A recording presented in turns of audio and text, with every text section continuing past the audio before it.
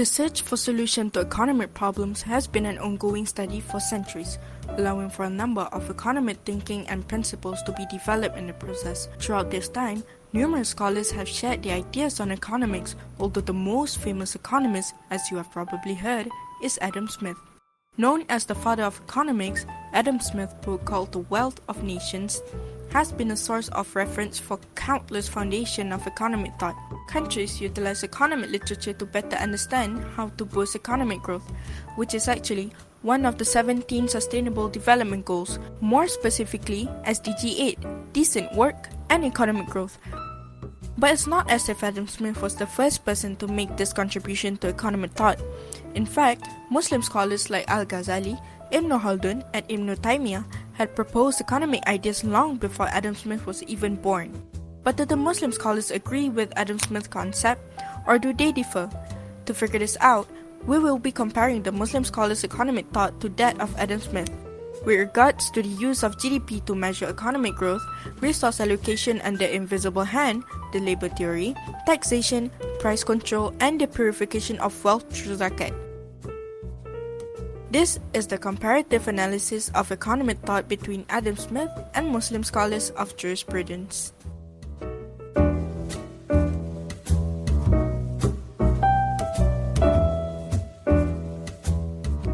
So, there are some similarities between Adam Smith and Islamic economics views regarding trade and production. Scholars such as Ibn Taymiyyah, Ibn Khaldun and Al-Ghazali agrees on the importance of production in the economy. However, according to Adam Smith, there are some differences in views. He agrees that a level of production or output is the main measurement of economic growth. Profits and accumulation of wealth is very important to Adam Smith. It serves as a main goal to achieve higher GDP. The limit here is that high GDP does not mean high and good welfare of the nation. According to Ibn Taymiyyah, it is against employer to exploit employees just for the sake of the business. In Islam, we must act in moderate and use profits only as compensation instead as the end goal to achieve our higher GDP. Despite the differences between the Islamic scholars and Adam Smith, Islamic scholars are not against the GDP. Al-Ghazali acknowledges that local and international trade, which is very similar to what we have GDP and GNP, are also important in the economy. In fact, Ibn Khaldun even suggests to use technology and science to increase production and make it more efficient and cost efficient. Thus, to conclude my discussion today, GDP is still relevant in today's economy. However, it should not be as the main measurement of economic growth. Instead, maybe we can there are other measurements such as the GNH, gross national happiness, which also can be included as a economic growth of measurement.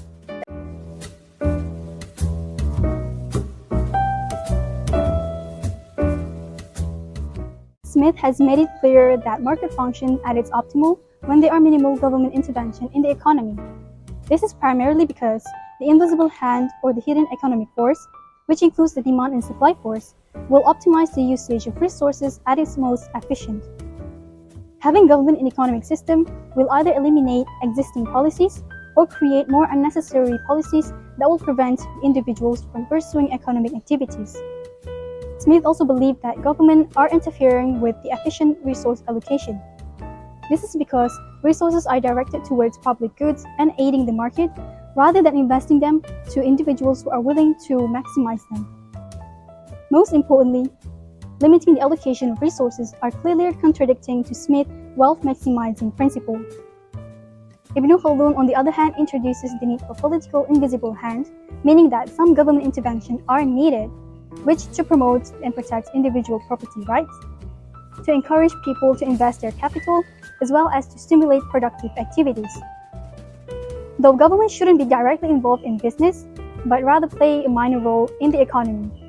As government spending increases, more economic activities financed by government will be offered to the people. Ibn Khaldun's perspective hints for the significance of proper resource allocation to obtain progressive economic development and prosperity.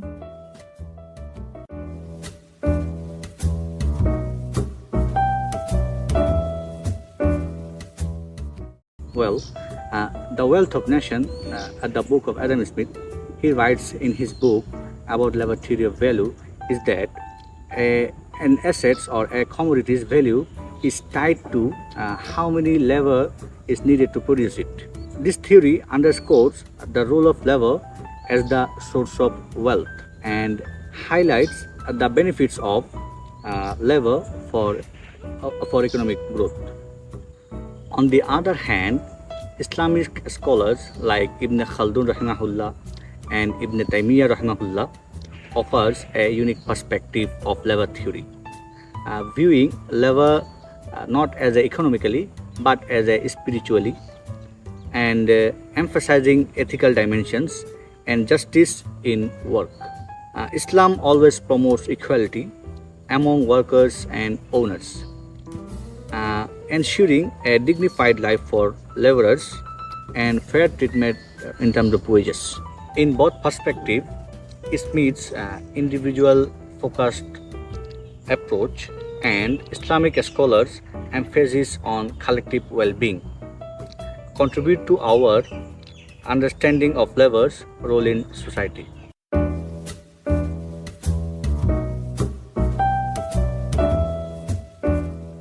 How does taxation differ between Adam Smith and Muslim jurists? Well, Adam Smith believed in the four canons of taxation: equality, certainty, convenience, and efficiency.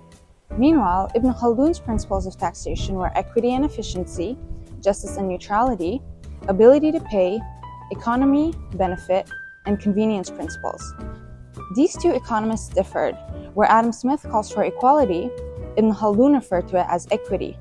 Justice and neutrality are also emphasized by al-Ghazali and Ibn Taymiyyah as well.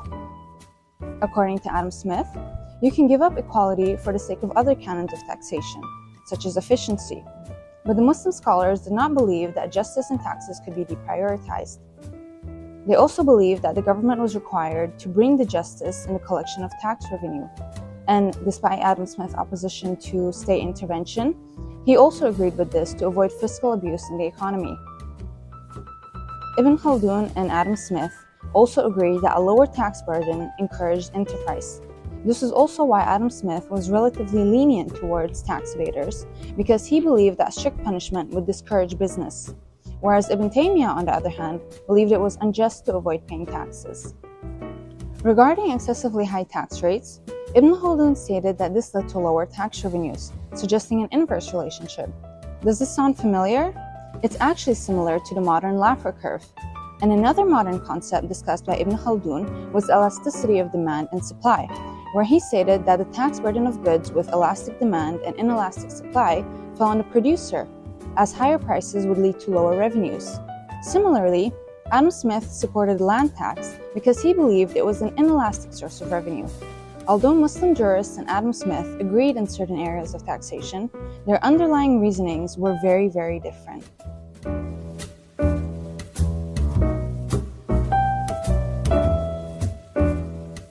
Diving into the topic of price regulation, it is well known that the conventional economic icon, Adam Smith, is adamantly against price control.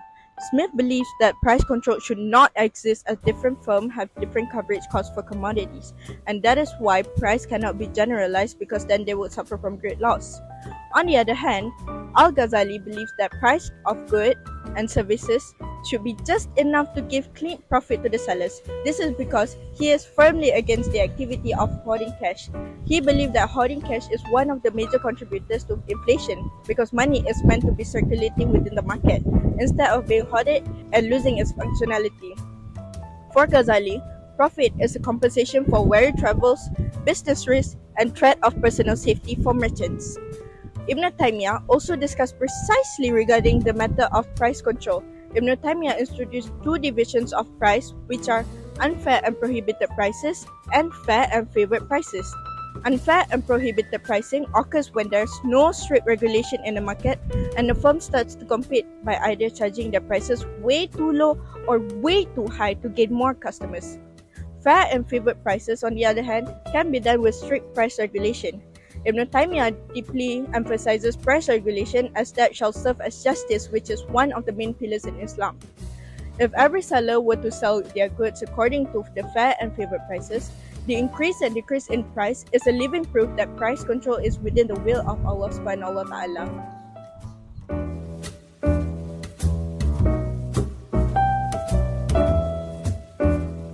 So we will compare and contrast between zakat and taxation.